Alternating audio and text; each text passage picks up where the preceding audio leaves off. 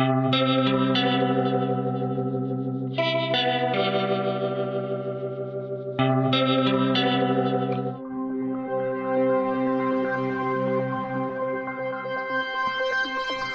d'ailleurs, comment est-ce que vous avez décidé du casting? Puisque vous avez pris en fait des stars des années 80 avec des tout jeunes.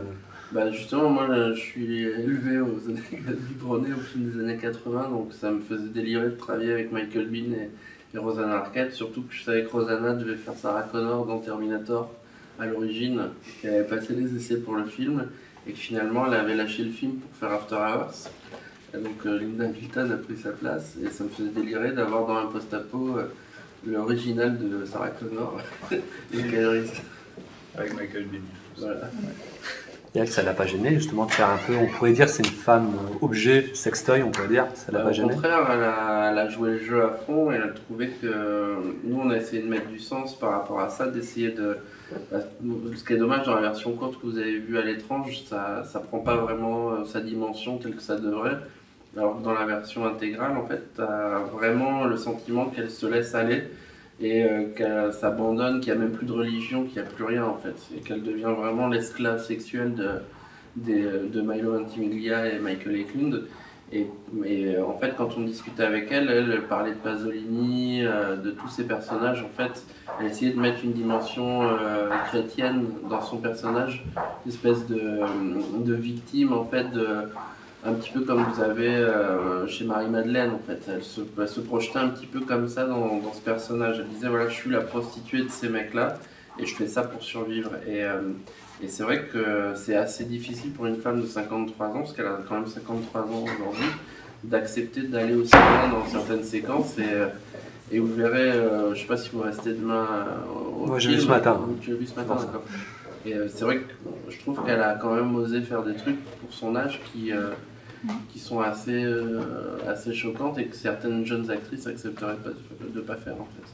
Revenir en fait au comportement des personnages, en fait, vous pensez que c'est dans de telles conditions qu'on peut montrer sa nature humaine ou enfin sa vraie nature en fait c'est vraiment des débats qu'on a eu avec les comédiens et en fait on les a invités à travailler avec nous sur le scénario et beaucoup des réactions qui sont développées sur les situations qu'il y a dans le film viennent des acteurs eux-mêmes en fait. Toute la scène d'action vérité à laquelle ils jouent à un moment donné, c'est une proposition de Milo Ventimiglia. Et toute cette situation, comme eux se sont mis dans la situation du film, c'est-à-dire qu'ils vivaient sur le décor pratiquement, ils mangeaient pas, ils étaient vraiment dedans.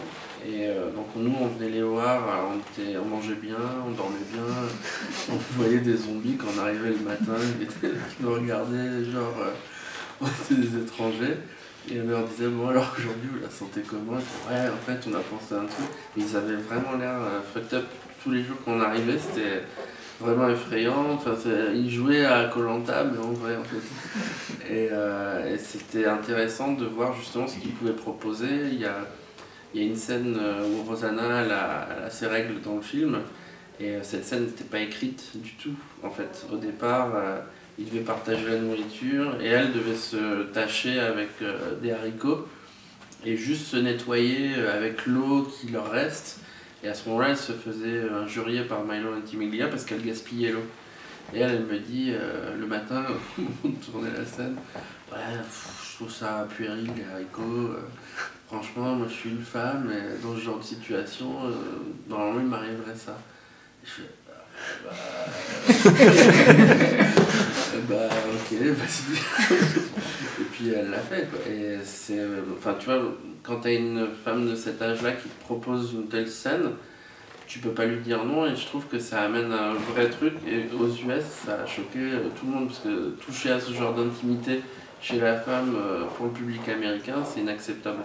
Donc on s'est fait insulter tout ce qu'on veut mais au moins voilà, il y a la touche européenne. Et en fait, on peut les comparer à des souris de laboratoire. Justement, le tunnel, ça représenterait pas ça? Quelque part, ouais, il y a un peu, on peut avoir cette idée-là, mais après, c'est vrai que moi, c'était plus le.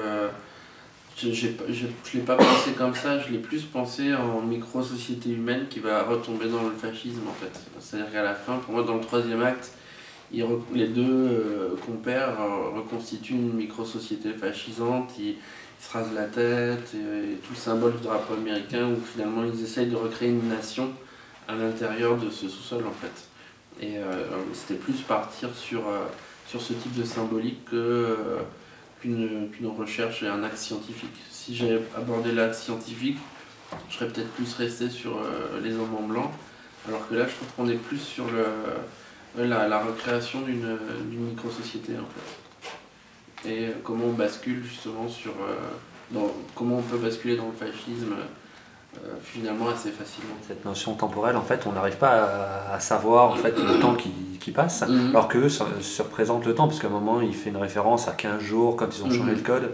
Et pourquoi, en fait, justement, vous avez donné cette notion publique, à part le changement de visage, on ne sait pas combien de temps se sont déroulés. Justement, en fait. Moi je trouve qu'on pouvait mettre genre 1 semaine, 2 semaines, ça aurait été, et je trouvais que quelque part ça nous balisait trop le temps justement de ce que vivent, et je trouvais ça plus intéressant en fait de les voir évoluer physiquement, et donc tu comprends qu'il y a du temps qui est passé, et après c'est au spectateur de se dire tiens c'est 1 semaine ou 2 ou 1 mois, combien de temps, mais quelque part tu comprends que l'idée, la notion de temps qui passe se voit sur leur physique, donc tu comprends que ça a évolué. Mais à côté de ça, tu sais pas combien de temps, donc tu peux aussi justifier de leur évolution mentale. C'est-à-dire que quand la première grosse césure qu'il y a dans le film, c'est quand justement Rosanna a ses règles. Et là, à ce moment-là, on les voit commencer à être chauds sur certains côtés. Milo a les yeux rouges.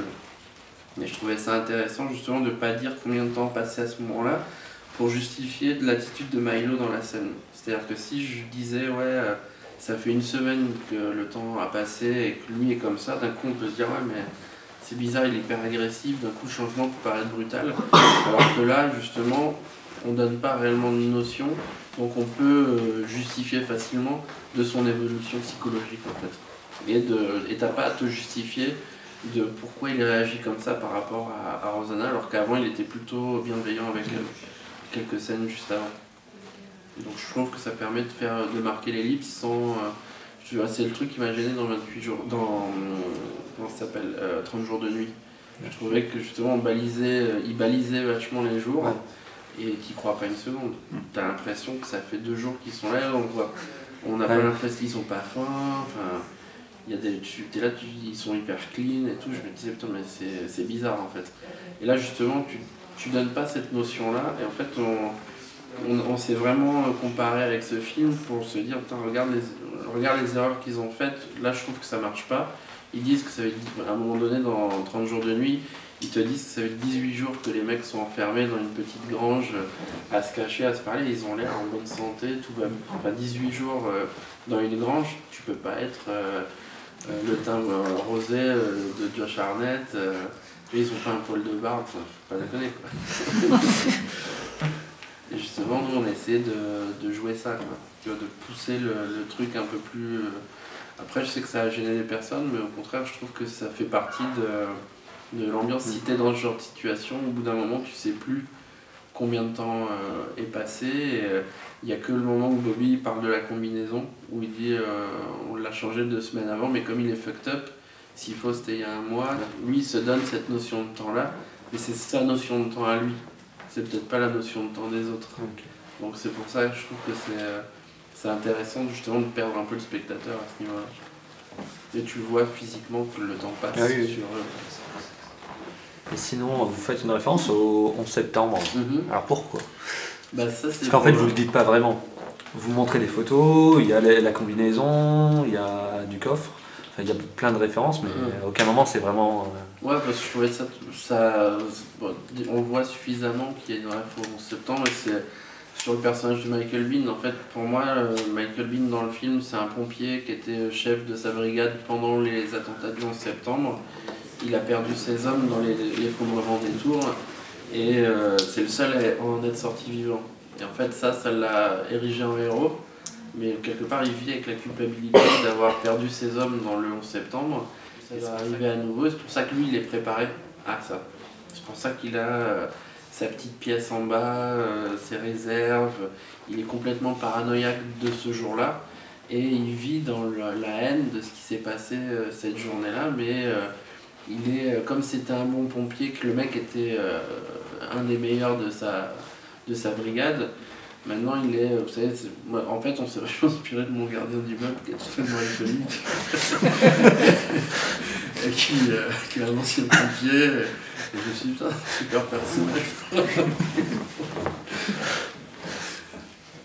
J'ai une question par rapport à un film. En fait, à l'époque, vous étiez venu présenter Frontières, puis on allait discuter avec vous et vous nous avez parlé d'un projet que vous aviez sur Jean-François de la Pérouse. Ouais, exact. Et justement, qu'est-ce qu'il en est? Et bah, c'est toujours en développement en fait. C'est un film qui devrait se faire en coproduction avec l'Australie et qui devrait voir le jour d'ici 2-3 ans. Mais comme ça coûte très très cher, en fait, ça prend énormément de temps. Et ce qu'il y a, c'est qu'à l'époque, en fait, on voulait en faire un film qui se passe que sur l'île au moment du naufrage de la Pérouse. Et au fur et à mesure du développement du film, on s'est rendu compte que c'était pas la bonne approche parce que on perdait tout un pan de l'histoire qui était intéressante. Et en discutant avec un scénariste qui est John Colley, qui a écrit Master and Commander, il nous dit ouais mais regardez, pourquoi pas, au lieu de traiter que le naufrage, pourquoi on ne traiterait pas toute l'histoire de la Pérouse en fait. Et donc là on a ouvert le livre de la Pérouse et ah ouais ça ferait un film de 3 heures. Et puis on en a discuté vachement et on s'est dit que c'était la bonne chose à faire. Et donc c'est pour ça que le script prend énormément de temps à se développer parce que c'est un vrai film historique qui part de la bataille de la baie d'Hudson contre les Anglais où la Pérouse a battu la flotte anglaise jusqu'à son naufrage sur Vanikoro en 1788 et la décapitation de Louis XVI en 1793. Donc ça va couvrir toutes ces années en fait. Mais ouais, je peux en dire plus.